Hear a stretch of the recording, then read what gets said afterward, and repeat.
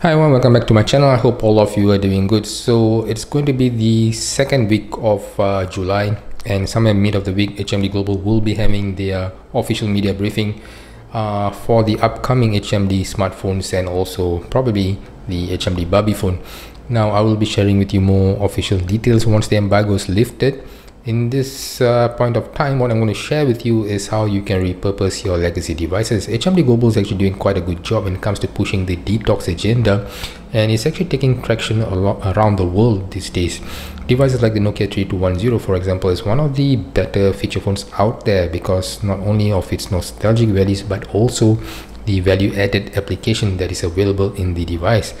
If you're wondering, and if you have a similar device lying in your drawer collecting dust, you can actually do a lot more than you think.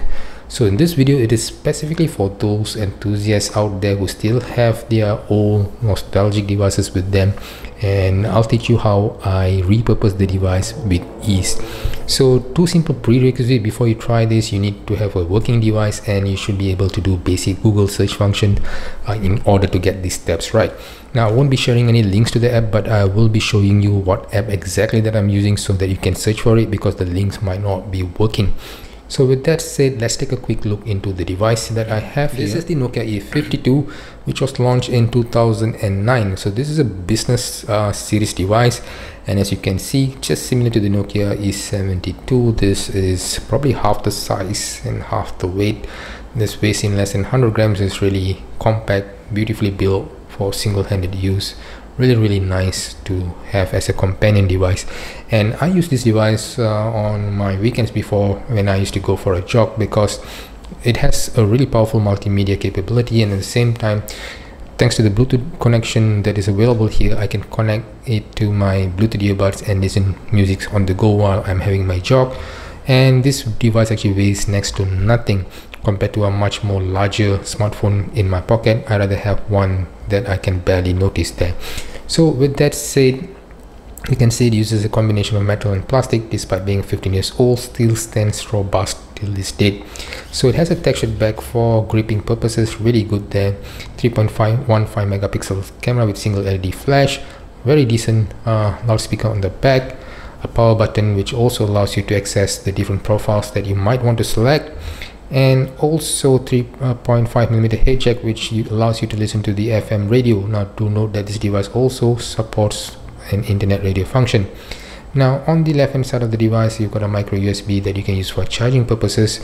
I'm not really sure we can actually use it for data accessibility, because for some reason I can't use it on my device here. Not really sure because my cable is faulty or it is the standard feature. And on the bottom here, you've got a microphone. So on the right hand side of the device, you can see a couple of buttons that might look out of place, but this one here is actually the volume rocker, and the center one here does something really cool. Press and hold and it launches the voice command, which allows you to call or contact a person, as well as launch an application with just your voice. So a really futuristic feature back in 2009. We've also got a dedicated camera button, which is actually really cool, and as you can see here, it launches the camera application. You can use it to snap, as you can see here. So it doesn't actually quite has this two-stage camera button function, because you can see it doesn't actually show that it locks into the device, so it can use to launch and actually use it to capture on the go. So one thing that you might be missing here is a tiny camera up front, because this is a 3G device. Back in the days, allows you to do video calling with your front facing camera. Now on the front is a 2.4-inch LCD display. This is 240 by 320, really beautiful, 16 million colors, really expensive display back in the days. And you've got this beautifully raised keypad here, really good typing experience. And as it is an business E-series device, you have tons of buttons which allows you to easily access your calendar and emails on the go. Now this device is powered by SYMBIAN S60 version 3 platform, ARM11 at 600 MHz, which makes every operation smooth. It also has got an expandable memory which supports a micro SD card.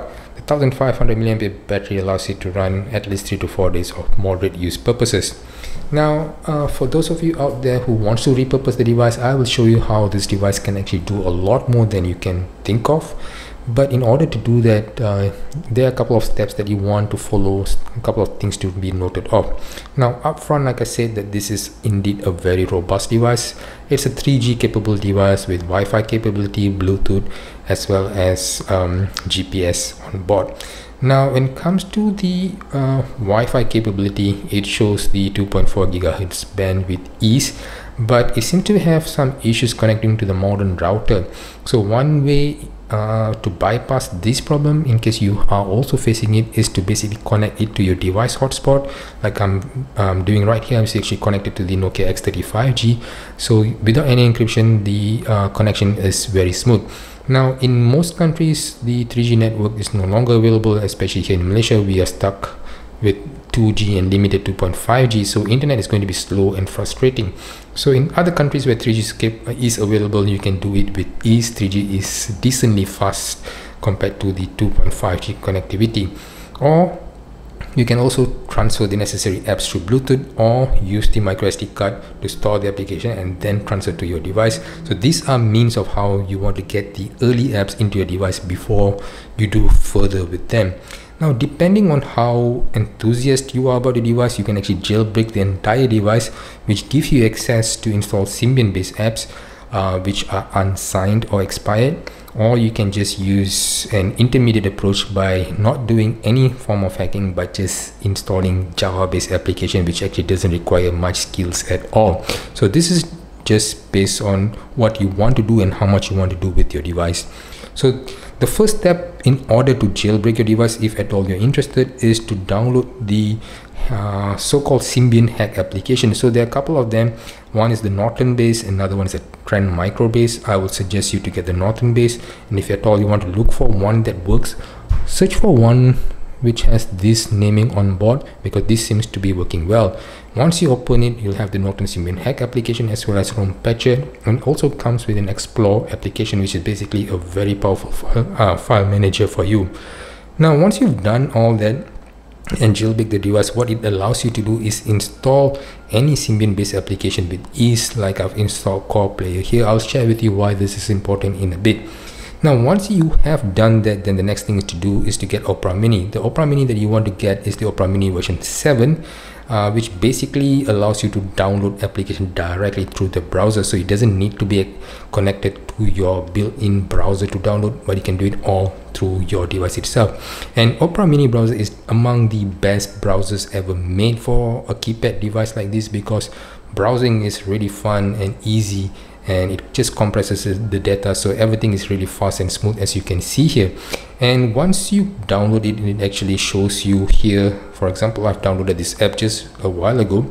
So this is a phone touch app. This is Symbian based app, and what I did actually is, if you see it here, I've actually have this this website as one of the pinned web page on the home screen here. So once I launch the device, I can just directly go to this application website, which is basically phonekey.com, which stores tons of Java based and Symbian based application. So I have specifically saved a page that shows me all the Symbian S60 version 3 application here, or you can also go for the S60 version 5 if you want to.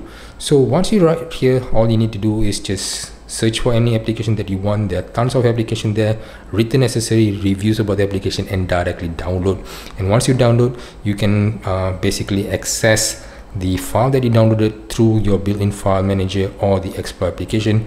And for me, I have actually downloaded the application earlier, and it is just right here, the phone touch application. So once you have that, then you can do a lot of new functions with your device. So for example, I can use the touch function of this device like this. So this is one way where you can enjoy the device to do more in 2024. So the next is what else can you do with your device? So what if I say that the device can play YouTube? So JTube is one application, and as you can see, you can actually search for the video that you want. I have pre-searched the videos that are under me, and these are some of the newer videos that might be of your interest. So I've got the Nokia 2720 in 2024, and I also did the review on the HMD Pulse Pro recently. So if you how you want to set this up is there is no means of actually live streaming this. So what you do is basically go to the video that you want, and it will show it's loading. So do take note that it might be slow depending on your connectivity, and at the moment I'm using my device hotspot. Let's see if it loads. If it doesn't, let's go back and search it once again. Search Dr. Nokia. There we go, and then click on the necessary video. So watch on the okay, so it seems that this is slightly outdated. Let's do it again. Download. So like I said earlier, it doesn't allow you to live stream it. So what you can do is download the application first. Now if you noted something, here you go, it is actually downloading the video, and because it's connected to my hotspot, the downloads is relatively fast. Now do take note that this is an S60 version 3 device, which means this supports the MP4 playback capability, but this is not built into the device. You need additional application that allows you to do that. In contrast, the Asha devices based on S40 platform only supports 3GP, and unfortunately, while the earlier form of this application allows 3GP playback, the more recent updated application allows only MP4 base.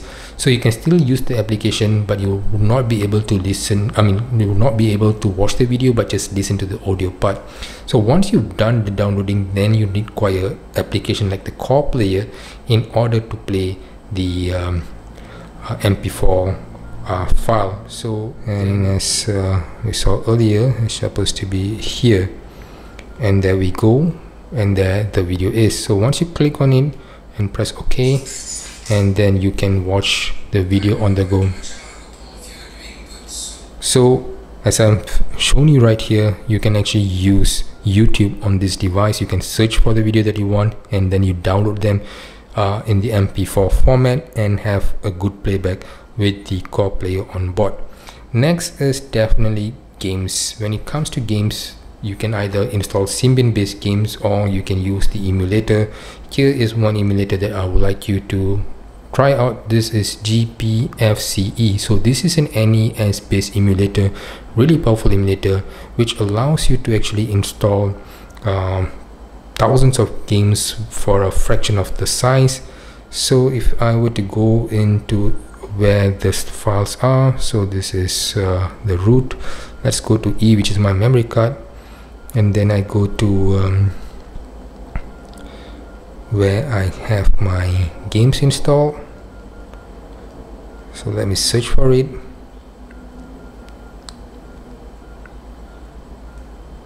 There we go. So I've got this 1200 in one NES game, and there we go. So I've got tons of games right here that I can play. Now do take note, it's exactly not 1200, just a couple of hundred. Most of them are repeating anyway. So then you go to games like Super Mario, and then you can play. Now one thing you might want to do beforehand is know which the buttons are. I have not customized the button here. So there we go. So this seems to be the button to jump, this seems to be button to move.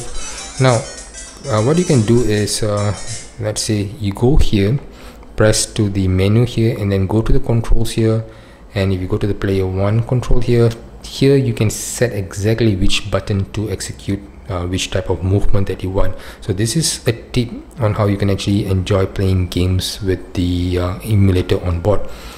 So right now what we have here is a very good browser which can download applications, the ability to install SYMBIAN based application without any issues, and then you have so-called the Phone Key Web Store, which basically is an app store for SYMBIAN based devices and Java applications, YouTube capability, and also gaming capability.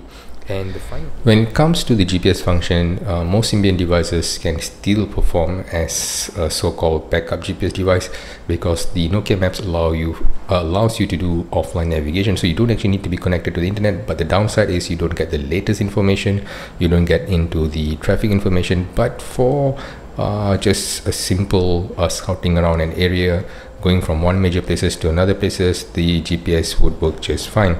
Now, I'm not saying that this is going to be a reliable GPS device, but in case you want to at all use it, the GPS module is pretty much functional, especially in this device I have here. And just to show you that you can search for places, let's just search for some place to, for example, let's go to Shell. Clear this. I'm just going to show you that the offline search function pretty much works, so that you see a list of Shell petrol station around. Now do take note that this is device, like I said, has been about 15 years old now, and the GPS do take a lot of time to actually lock into the GPS satellite. And if you're in a closed environment like I am right now, then you can see that it takes a lot of time to be connected. But once you're in a clear open air situation, then the GPS locks pretty much reliably. So with that said, the GPS function, like I've shown here, is pretty much intact. All you need to do to have this function is basically just find the maps for your country, and you can actually extract the maps from any other devices that you have, be it Windows, be it Migo, or even from any other Symbian phone, and just transfer the necessary files into the respective folder on an SD card preferably, and then you're good to go. So with that said, I hope you enjoyed this rather lengthy video. I hope to see you in the next one. If you like this video, give a thumbs up, and if you have something to share about, do share in the comment section below, and I'll be happy to read them. So till then, stay safe and take care. I hope to see you in the next one.